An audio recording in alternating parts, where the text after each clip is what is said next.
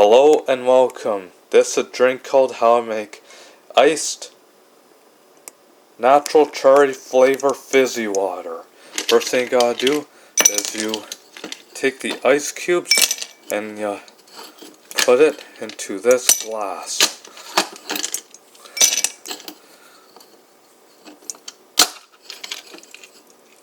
There we go.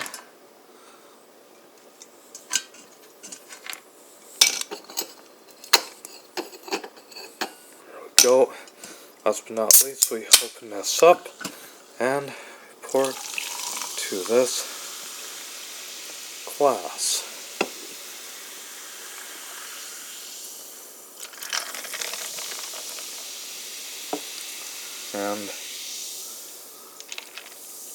And here is your